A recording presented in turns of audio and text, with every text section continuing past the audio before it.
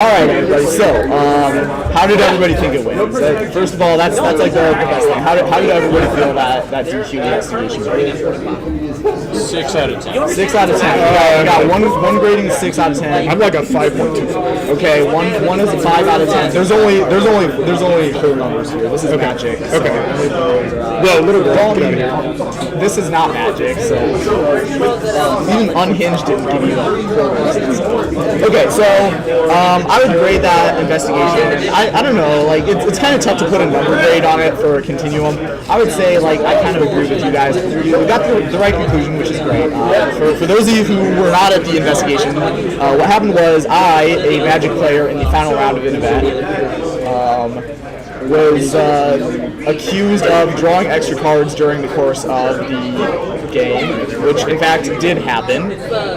In fact, it had to have been at least 4 or 5 extra cards. It had to have been. It was 3. It was more than that. It was far more. Based on our determination, it was between 3. So we'll talk about that a little bit later. Some other stuff that I did is I also played extra lands. We noticed there were definitely some lands that I sneaked into the battlefield surreptitiously. So the result was correct. I definitely did cheat. So in a real investigation, when you're investigating if someone cheated, you will not have the person tell you whether they cheated or not. You will never again have this degree of certainty that you came up with the right answer. So resign yourselves now, I guess, to that cold hard truth of the real life magic experience. Okay, so that is point number 1. Point number 2, some stuff that I like about what you did. The very first thing you did when you pulled me away from the table. So as soon as it was understood that my opponent was accusing me of breaking the rules, I like what you did, which is separate the two of us. The first thing that you want to do is you want to kind of think like, okay, what did my opponent do, or what does the opponent think this player did? And that's an important thing to think about to kind of get into their mindset. So that was something I was a little disappointed with, because when we talked over there, the questions that you asked me were almost 100% focused on what had happened during the game and not what was going on in our heads. And if you're thinking about cheating, what was going on in someone's head is very important, almost as important as what actually happened during the game. And so questions of that nature would have helped to determine the severity of the thing that had gone wrong, and whether it was intentional or whether it was a mess up. So questions like, okay, so good point. So recall that cheating requires you to intentionally break the games, right? Yes. Okay, so let's say that the card count came up and I was like 1 away, right? Now 4 or 5 away is pretty egregious. And I want to say that was something I did wrong. I probably should have only did 1. Because like in real life, a person isn't going to be that outrageous when they cheat. So there is going to need to be a little bit more judgment in your ability. You have to. It's going to be harder because it's not going to be as obvious, right? So I think that's what I did. I think I made it too easy to come to the right conclusion. Because if the card count came off only 1, then you're going to have to think a lot harder about whether I accidentally drew a card somewhere along the line, or whether I intentionally drew an extra card somewhere along the line. And so the types of questions that you can ask would be questions about what's going on in the game, what's going on in the tournament. So we're in the last round of the tournament, right? And maybe whoever wins this gets prizes, and whoever doesn't win this gets nothing. So that could be something that you could take into account. If there are actual real-life stakes on a match, someone's more likely to want to kill something than if it's just like, 3 more planeswalker points, da-da-da. So that's one thing that you could have paid attention to.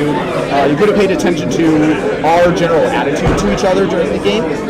So if me and my opponent have an antagonistic relationship, or if we have like a friendly relationship, that could color your opinion of whether it's likely that I cheated or it's likely that I made a mistake. So those are the types of questions that I'm referring to when I say it would have been a good idea to try and ask some questions to get an idea of their head state rather than just the word state. So am I asking questions like, at any point did you feel like your opponent was doing something wrong?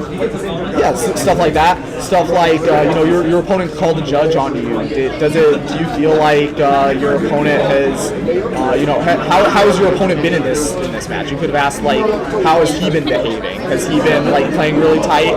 Has he been playing really lax? How has he been interacting with you? Those types of questions. And I would obviously ask those of both players and see if the opinions of each player matched up with what the other person said. So at least in feeling. Yeah, at least in feeling.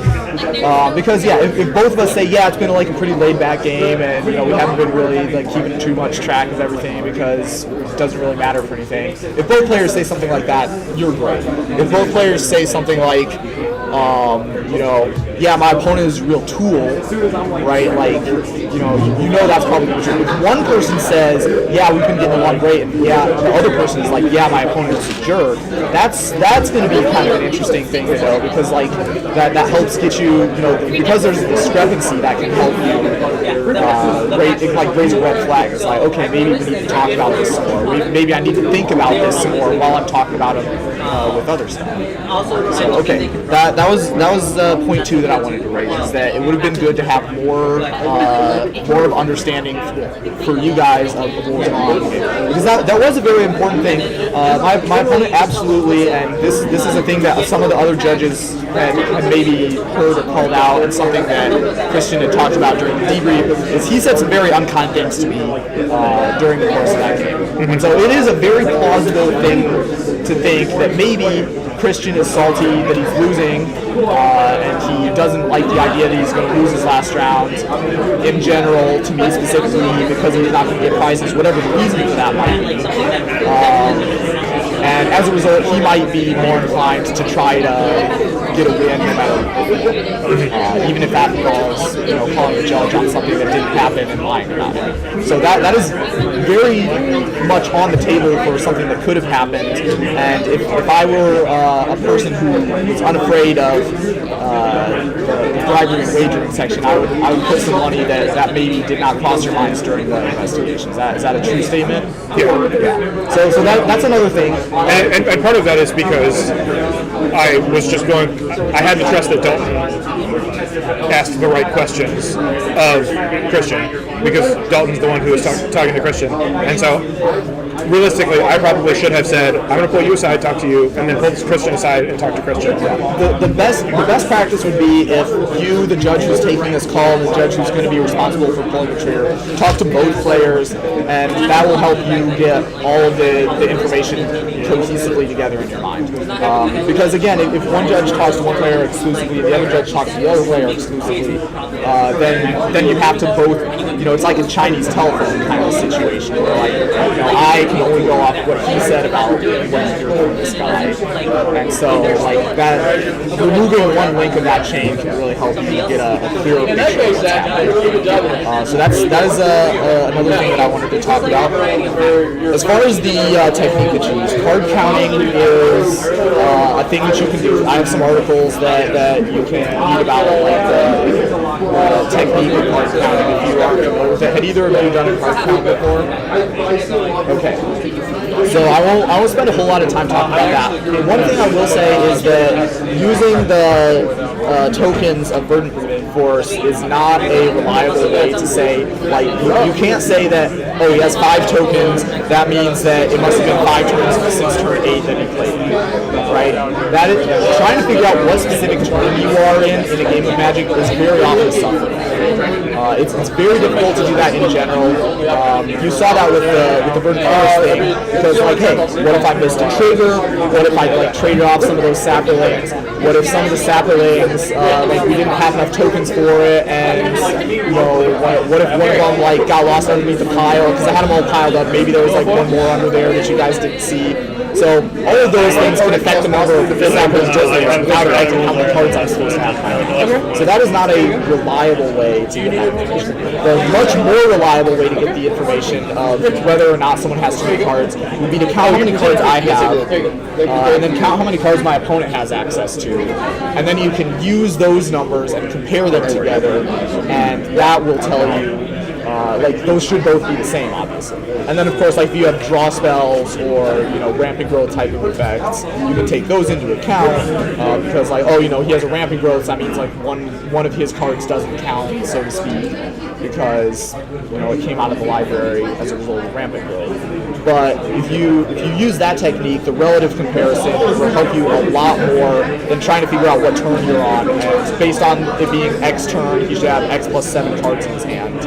That would be a much more reliable way to do it. And you'd have a lot more confidence because the same thing happened, like, right? When I came in with, well, hey, wait, I missed some triggers with brute force. That it was like, oh gosh, what happened? I could see the look on your face, and I was like, oh yeah, I didn't get DQ'd because I'm just a sloppy player with some triggers.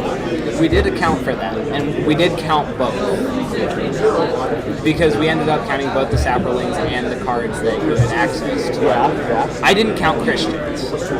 Yeah, no, I didn't count Christians. Yeah, see? I counted the lands that he had, and I counted the permanents that he had in play, but I did not count the cards on his graveyard. No. Because I could not clearly see them from walking up to the table. To me, it looked roughly the same, but I agree. I did not. I know he had 8 lands.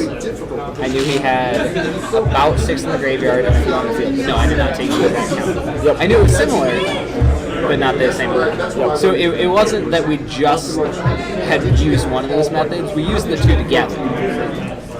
So it was a way of kind of fact-checking ourselves. That's what I would have done is I would have counted how many cards I had access to, and then counted how many cards Christian had access to, and then compared those two numbers, which should have been the same, or like different ones. That I think is like. So do I say, do I take you up to the side, have a conversation with you, and then say I'll be right back, and then go check the board state while you can do that stuff with both people. Okay. That's perfectly fine to do. And in fact, it might be good because they might like, oh yeah, by the way, I had like a Evolving Wilds or something, or like, don't forget that I like. I kicked that right from the ashes, so it was 2, not 1. Yeah, exactly. So, or like the cycling cards. So it's like, maybe I cycled it, or maybe I like played it as a creature and then it died. So you can ask them why it's in the graveyard because obviously that'll change your numbers. So yeah, you would want to do that with the table. And the final thing that I wanted to say is that with the investigation, when you DQ'd me, I don't think it would have been a good idea to ask the player to pack up right now and then come over to the table. And so there's a couple of reasons for that. Number one is it's kind of like confusing to the player. If you're telling them to pack up, you're going to get a lot of resistance there, and that's like putting them in a negative mindset before you even start talking to them. And that can escalate the situation. But the more important reason is because once I pack all my stuff up, it's done. The investigation is completely over. There's no way you can like go back and confirm something. There's no way you can look at what our board state was. If there's any like questions or concerns that I raise about whether something happens or whether something is accurate, there's no way you can go back to an objective spot and figure that information out. So that is another reason why it's best to not have them pack up all their stuff and go over there, but rather you take them away from the table, explain that they're being DQ'd and what that means, and then you can escort them back to the table, pack their stuff up, and hopefully by that time another judge will print it out the forms that they're going to fill out, and then you can like give it to them to fill out their leisure after that point. So that's probably the way that I would recommend to handle a situation like that. So that was all of the things that I wanted to talk to you guys about. Was there any questions that you wanted to have for me about anything that happened during that investigation? I mean, you kind of feel like, for me, a lot of it turned from the cheating, which may or may not happen, to the lying that we know happens. Do you feel like a lot of investigations can switch tones like that? Yes and no. Like, it kind of depends on what you're originally thinking happened. So there's an article that I'm going to post in the forums. It's called "The Search for Collateral Truths." That's going to be on the YouTube also. And what it is it's an article written by Eric Schuzan about basically the idea is when you're investigating, you know that something is going to be the true story. And you're going to search for collateral truths, which is stuff that if this is what happened, these things are also things that will have happened. And it's much easier to find these things and determine them from the investigation because you're never going to be able to know what actually happened. But you are going to be able to figure out, like, okay, what collateral things would imply that this is the thing that happened. And so that I think is a big part of the collateral truths thing is that if you catch someone lying about what has happened, you can do that very easily, or it happens very naturally as a result of that process. So I don't know. Does that answer your question? Okay. Any other questions? All right, great talk, guys. Thanks for hanging out with me for a while.